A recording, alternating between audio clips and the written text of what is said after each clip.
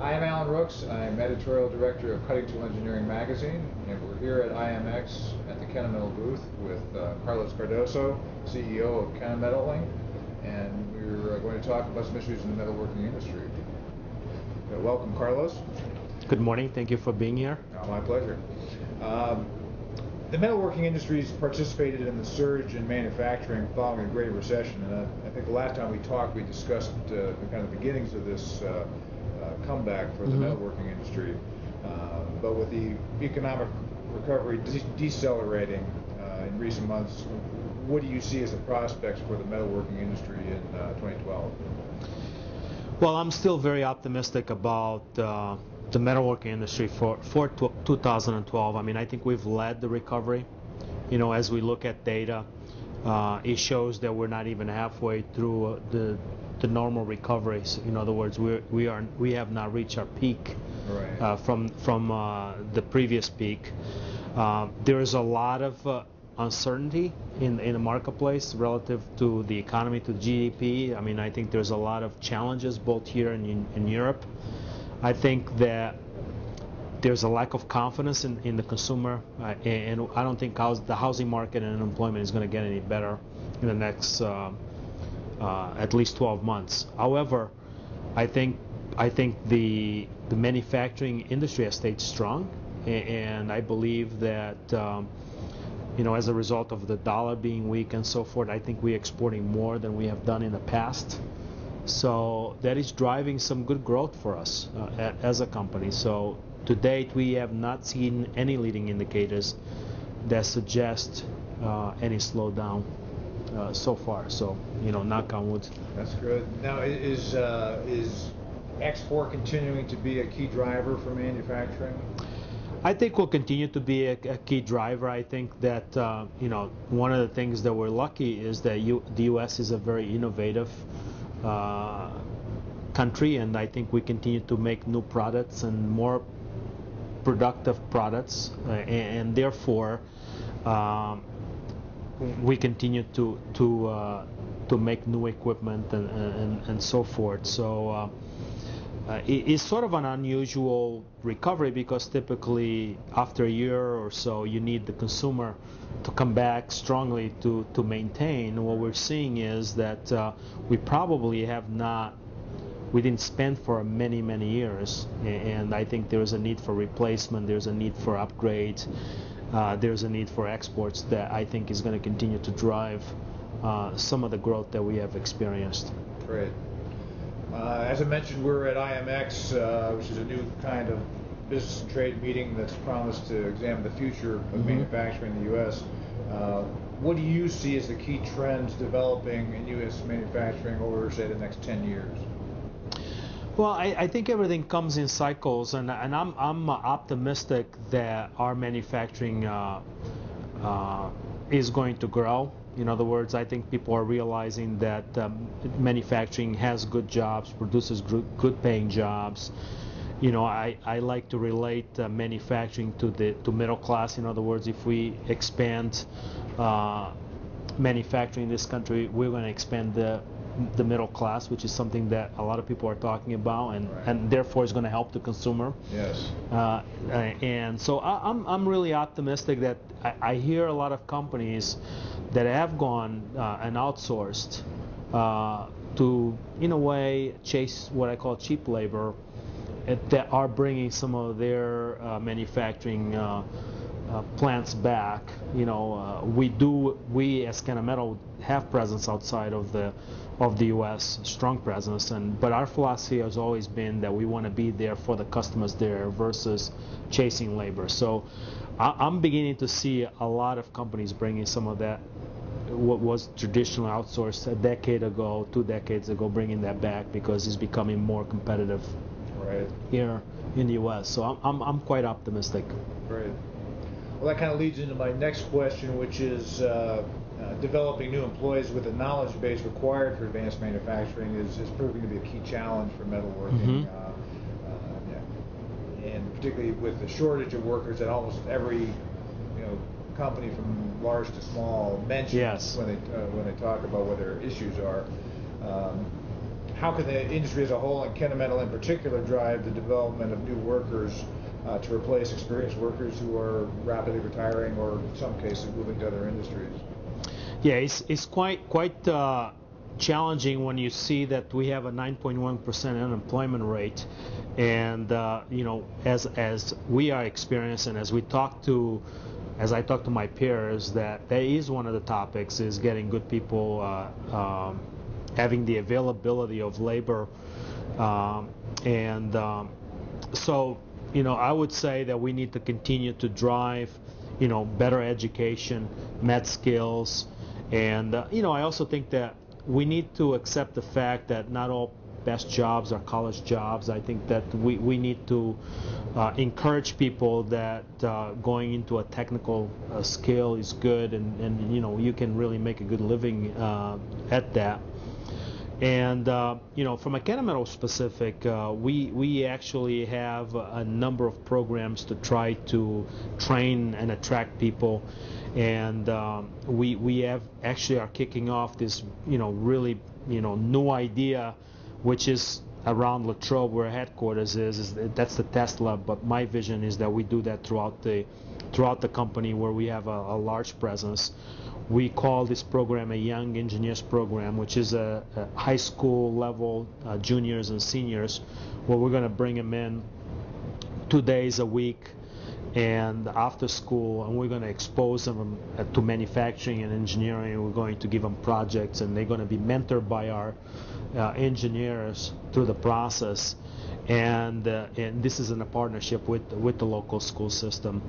And at the end of 2 years, if they complete the 2 years and then go on to an engineering college or a manufacturing type of program, that they would be available for a Kennametal scholarship, so that we continue to drive education in this country. In other words, I think we need to do a better job of doing the things that we own, that we control in our destiny, to bring better people, more qualified people into our industry. I grew up in the manufacturing environment. I worked in the shop floor, started in the shop floor myself, and I'm very proud of that. I think that manufacturing is good. I mean, it's clean, it's safe. I mean, is offers good jobs, and we need to show our kids. And part of this program as well is to expose the high school teachers into our world in a way, because they have great influence over our kids. And for them to really get a better understanding that manufacturing and engineering is good, and then they can really relay that to the kids and encourage the kids. So this program right now is just a dream, in a way. We're just starting. But I'm quite optimistic that we can make a difference, and that's part of our living our values is helping in the community and driving this. How do we make this economy a better economy? How do we make this a more sustainable, good economic environment? That the Young Engineers Program, is that when do you expect to enroll the first students in that? So it really starts today. Today, wow. And we have 15 kids enrolled. So it really is something very small. I mean, I'm at times very hesitant to be talking to you about it because it's so small. It's just starting. But I'm really optimistic about it, to be honest with you. I think kids today really are not exposed to the benefits of manufacturing and in engineering. I mean, people want to do everything except becoming an engineer, and we find ourselves having to go outside of the U.S. to look for good engineers because we're not graduating them. And I think kids today have more of an aptitude actually than they ever had before. You think about Game Boy, you talk about iPad, you talk about all of these computers that they grow up with that I know I didn't grow up with. Right. And today's manufacturing is very automated, it's very computerized, and it's amazing that once the kids understand that, how all of a sudden engineering becomes such a neat idea, such an opportunity. So I think the match is a lot better than most people think. Yeah, I agree, and I think it's great that you're involving high school teachers in that too, because as you mentioned, you got to get the thought leaders Yes. to say, hey, let's think about this as a career. I give the superintendent of schools in Latrobe a lot of kudos because I was hesitant again to go in and say, hey, we're thinking about this, and boy, we couldn't even stop our sentence, and she was like, Yeah. let's do it. I think this is a great idea. How can we do it together? And it's nice to see that level of energy. So I'm really excited about. Actually, I'm going to meet all the kids. I think this Friday. And so I'm really excited about that, and our employees are really excited to be part of that. Moving to the product side of the equation, you described Kennametal moving from a product focus to a market facing model. Just if you could describe briefly how that process works and what it means for Kennametal customers. Mm-hmm. Well, I think that obviously we have. This is a complex industry, and we have to have great products. And for me, having the best products is sort of the ticket to entry. Right. But at the end of the day, we need to provide solutions for our customers.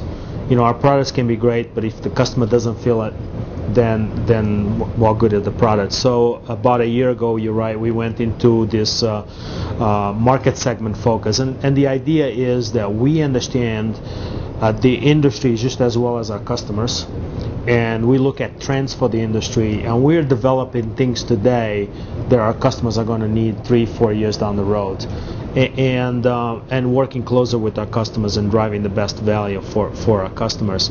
So basically how it works is that when we sit down with an energy customer, we relate to each other a lot better because we're talking about energy, and that's the first subject. And the second subject is what are the problems in the industry, and third subject then is how is Kennametal going to solve it, and the fourth subject is this is the tools. Gotcha. Versus starting with the tools, and then we both try to figure out, okay, where does this connect? And a year, we've been into this for about a year. It's very promising. We have outperformed growth-wise. We outperform the industry on our growth, which is really showing us that it's working, and we found a lot of opportunities that we would have never found had we not been looking at it from this type of with this set of glasses, if you want to look at it that way. And if you look at it at our presence here, it is really centered around the segments. I don't know, you may have a chance to see some of our displays here, and you can see that we are very focused. So that when the customer comes in, we identify what industry is that customer for, and we have an automatic sort of connection there. They know where to go right when they walk in the booth. Yes. That makes sense. And just to wrap up, looking again toward the future, what do you see as the key areas for R&D and new product development for, I guess maybe again for metalworking in general, and then Kennametal in specific? We started as from an innovation, back in 1938, and one of my focus has always been that we got to be an innovative company. So our key driver is around driving 40% of our sales from new products. So that creates the internal burning platform, and what that does is it pushes us to go talk to the customers and see where the needs are and how do we fulfill those needs. I think that companies in the past, and including ourselves, have fallen in a trap that you just produce new products. But I think the value for me is that the sales that we have are an indication or connected to the innovation. Right. And so we don't have any one specific area that we're looking at from an innovation perspective. It really depends on our customers. So in a show like today, obviously with this interaction with the customers, one of our goals is to learn from the customers, sort of where are the problems, what are the problems, and then we go off and develop products and solutions for those to solve those problems. Because at the end of the day, if we don't do that, then we are spending our R&D dollars and efforts in the wrong places. Right. Okay, well, I think that answers all my questions, and Carlos, I appreciate you taking the time to talk with us today. Yeah, thank you very much. All right.